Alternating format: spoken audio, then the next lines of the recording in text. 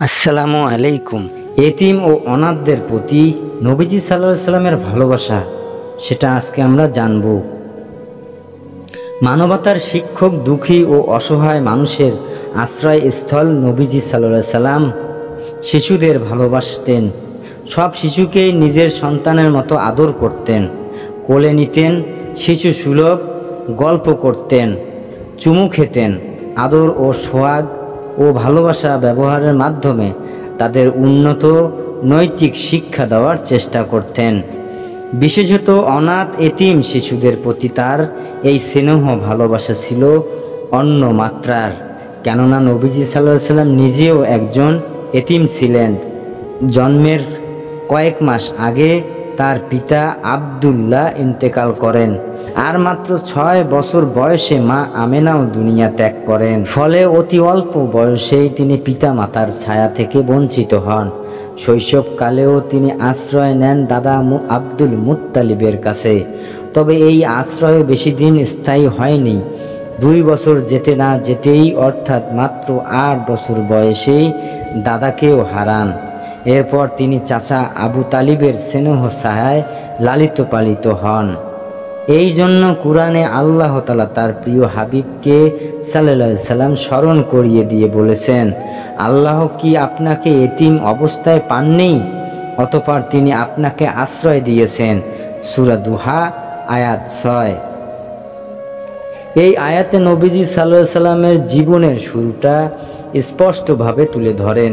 এতিমও ছিল তার প্রথম পরিচয়, আর আল্লাহর দয়া ও মানুষের সহানুভূতিই ছিল তার আশ্রয়। যেহেতু তিনি নিজেও এতিম ছিলেন, তাই অন্য এতিমদের প্রতি তার দয়া ও সহানুভূতি ছিল সীমাহীন। নবীজি সাল্লাল্লাহু আলাইহি সাল্লাম এইভাবেই জীবনের প্রতিটি ধাপে দুঃখ কষ্ট সহায় করেছেন। এই বাস্তব অভিজ্ঞতাই তাকে তুলে ধরেছিল এতিম ও অসহায় মানুষের প্রতি অতুলনীয় দয়ালু।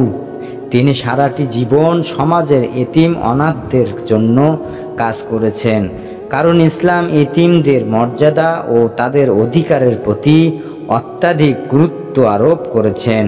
কুরআনে আল্লাহ তাআলা বলেন, আর লোকেরা আপনাকে এতিমদের সম্পর্কে জিজ্ঞাসা করে, বলুন তাদের জন্য সুব্যবস্থা করা উত্তম।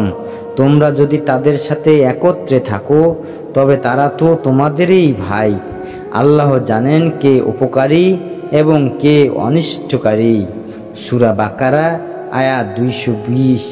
অন্য আয়াতে আল্লাহ তাআলা বলেন, যে ব্যক্তি এতিমের অর্থ অন্যায়ভাবে ভক্ষণ করে, সে তার পেটে আগুনের পূর্ণ করে, শীঘ্রই সে জাহান্নামে যাবে। সূরা নিসা আয়াত 6। এতিমের সঙ্গে কঠোর ও রুদ আচরণ ইসলামে নিষিদ্ধ। আল্লাহ তাআলা বলেন, তুমি এতিমের প্রতি কঠোর হইও না, ভিক্ষুককে ধমক দিও না, এবং তোমার রবের নিয়ামতের কথা বর্ণনা করো। সূরা দুহা 9 থেকে 11 নম্বর আয়াত। আবু হুরায়রা রাদিয়াল্লাহু থেকে বর্ণিত, এক ব্যক্তি নবীজি সাল্লাল্লাহু আলাইহি সাল্লামের কাছে এসে বলল, হে আল্লাহর রাসূল, আমার হৃদয় একটি কঠিন হয়ে গেছে। নবীজি সাল্লাল্লাহু আলাইহি সাল্লাম বললেন, তুমি যদি চাও তোমার হৃদয় কোমল হোক, তবে এতিমের মাথায় হাত বুলাও এবং মিসকিনকে খাবার দাও। আল মুজামুল কাবির 2871 নম্বর হাদিস। মহানবী সাল্লাল্লাহু আলাইহি সাল্লাম এতিম শিশুদের নিজের পরিবারের অংশ মনে করতেন। তিনি তাদের মাথায় হাত বুলাতেন, খাওয়াতেন, শিক্ষা দিতেন। তার শিক্ষা হচ্ছে, এতিম হলো আমাদের সন্তানের মতো। তাদের ভালোবাসা, সুরক্ষা ও শিক্ষার দায়িত্ব সমাজের প্রতিটি মানুষের। হযরত সাহাল বিন সাদ রাদিয়াল্লাহু থেকে বর্ণিত, তিনি বলেন, রাসূলুল্লাহ সাল্লাল্লাহু আলাইহি সাল্লাম ইরশাদ করেছেন, আমিও এতিম প্রতিপালনকারী জান্নাতে একইভাবেই থাকব। তিনি তর্জনী ও মধ্যমা আঙ্গুল দিয়ে ইঙ্গিত করে এবং এই দুটির মধ্যে তিনি সামান্য ফাঁক করেন, অর্থাৎ কাছাকাছি থাকব। সহিহ বুখারী 5304 নম্বর হাদিস।